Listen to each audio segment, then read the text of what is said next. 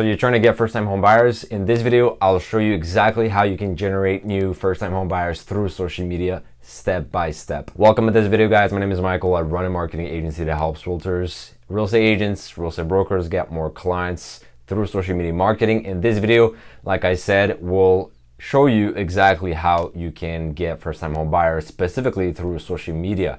So if first-time home buyers are your ideal client, you obviously know that these people tend to be younger, so you'll have to focus on Instagram.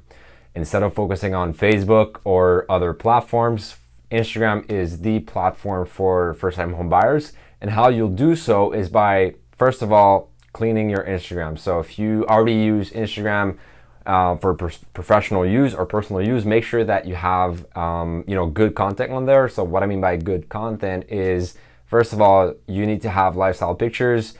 Personal pictures could be professional as well, but avoid at all costs having graphics. I see a lot of realtors having graphics with their agency, their brokerage on Instagram, but it's not, aesthetically pleasing.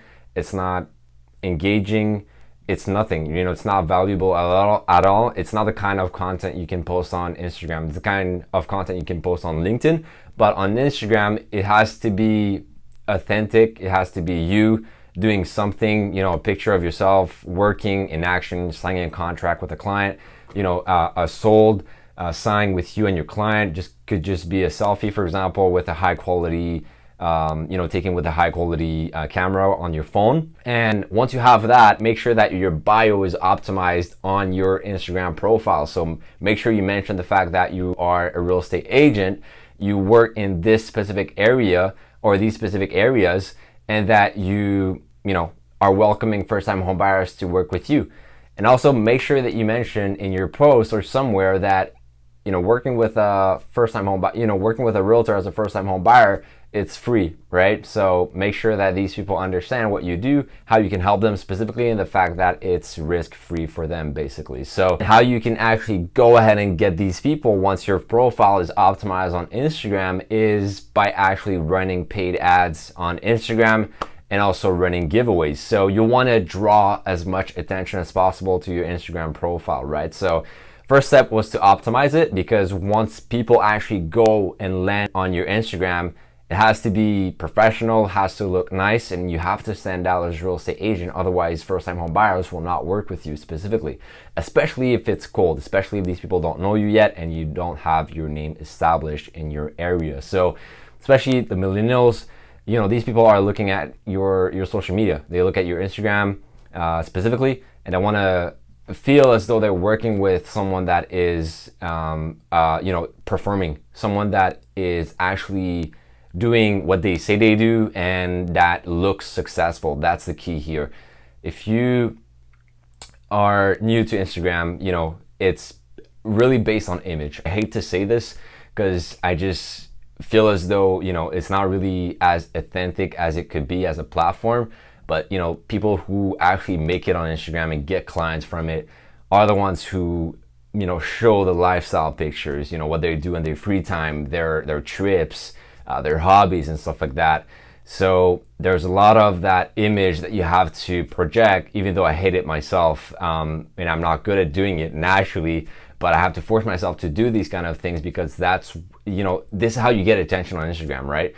So there's so many people competing against each other on Instagram to get, first-time home buyers' attention that you need to stand out. You need to show them what they want, and that's what they want. They want someone to work with that they know is successful and is someone who knows their stuff, basically. So how you do that, like I said, could be giveaways. So you could be giving aways like free gift cards, for example, or just anything really. It could be an iPad, it could be AirPods, anything. Just do a giveaway once every month, every 3 months, whatever works best for you specifically. But make sure that to enter that specific giveaway, people need to click on your profile, follow you, and like 3 of your most recent posts. That way it will not only get you more followers, but also boost your engagements as well, which will help in the algorithm of Instagram to get even more and more exposure for free. So You can also do 3 times per week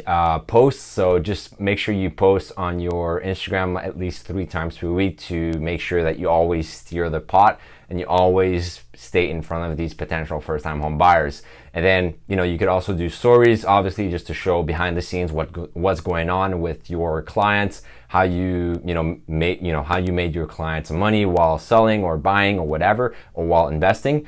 So that way people are not only learning about what you do and your work, but also getting to know you bit by bit and getting to trust you, more importantly, just by watching your stories over time. And then last thing you can do to generate first-time home buyers through your social media, through Instagram specifically, is doing lead gen ads. So by doing sponsored ads on Facebook, you have the option to target people that are first-time home buyers or most likely to be first-time home buyers on Instagram specifically, and also in the Instagram stories. So make sure you utilize that. You don't need a huge budget to start off with.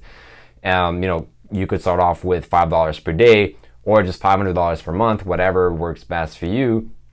I recommend, starting somewhere around $500 per month if you're serious about growing your business on social media. And then make sure you generate leads. So names, email, phone numbers of these people. That way you can actually reach back to them, contact them, book an appointment, learn more about their needs, and then eventually, sign a contract with them to start working with them. So that's pretty much it for this video, guys. Make sure you subscribe, and then I'll see you in the next one.